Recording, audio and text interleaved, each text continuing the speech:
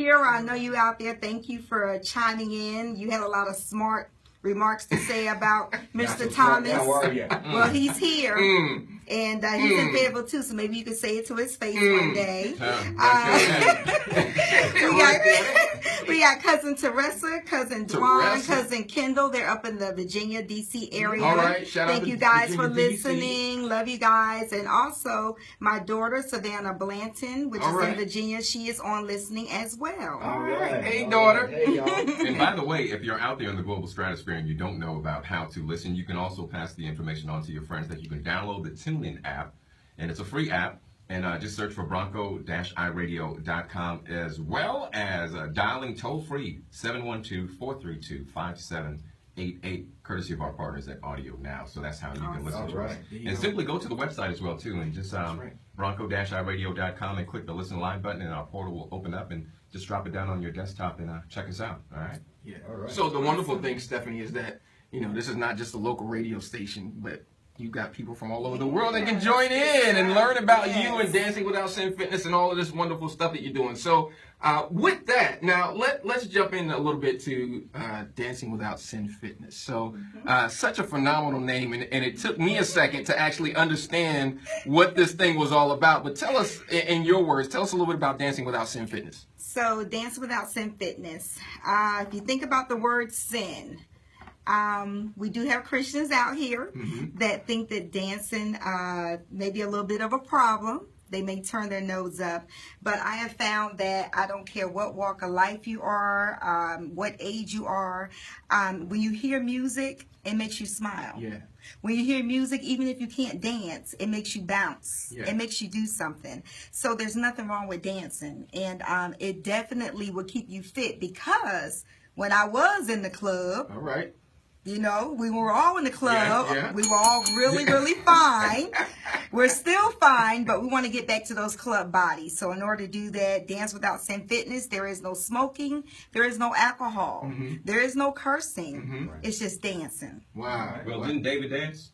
Absolutely. Hey, I was trying not to go there. Absolutely. Oh, you didn't go there. Yeah.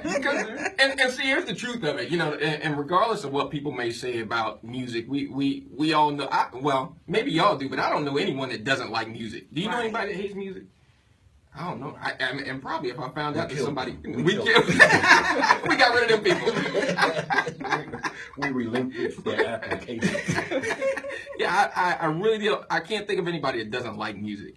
And to cut off or to think that you can cut off that part of your life, when I think that's something ingrained in you, is pretty crazy. Absolutely. And so you found a way to cater to these people. So Absolutely. So what kind of things do you do? Well, with the Dance Without Fitness, I can gear a playlist to whatever your event is, to whatever your crowd is. And this name is very catchy to our Christians. Yeah. So that's why I came up with the name. So the goal is to get the church folks out of the pews. Yeah.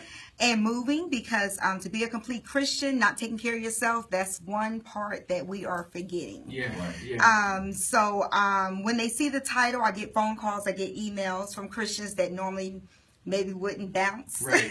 Maybe would think something is wrong with it. And I do a lot of women empowerment and health and wellness, a lot of stuff with the churches. Yeah. So I have a playlist geared directly towards them. Wow. So if I create a comfortable environment, then we have no excuse. Yeah, and that's that's a huge thing that you're saying, because that is a big portion of the gospel, I guess, if you could say, that a lot of people miss. And we focus on a lot of mental issues and a lot of internal issues and external things that people can see, but that struggle of being fit is kind of like taboo to mention. And they get this idea that you have to be some weirdo in a gym all day, and that you can't have fun, you got to pump all this iron, and you have to change who you are in order to be fit. But I guess you see a lot of people that change their minds after coming in contact with you. They change their minds. I always let them come for free the first time. Yeah. I consider myself a drug, because once you come once, you will come again. All right. So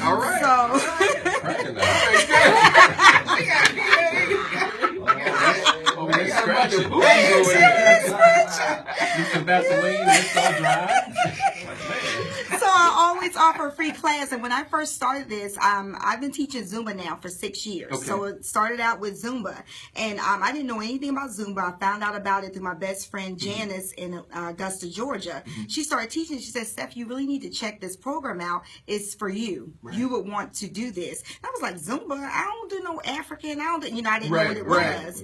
And so I went and found a class, and her name is Rhonda. She just kind of started out Zumba here in Fayetteville, so I went to Rhonda's class, and then I met some other instructors, and then we actually came together and made a group called the DeVille Girls. Okay. And we did a lot of charitable events in the community, mostly breast cancer, March of Dimes, stuff like that.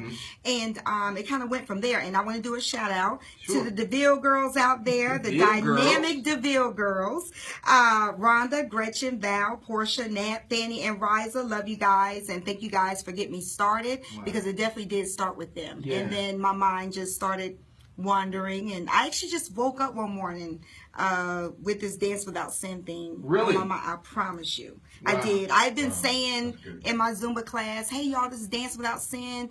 We're not doing anything wrong, da da da. And then I just took it another level. And I have all ages. I have 80-year-old women getting it in. Wow. So y'all get your life. What?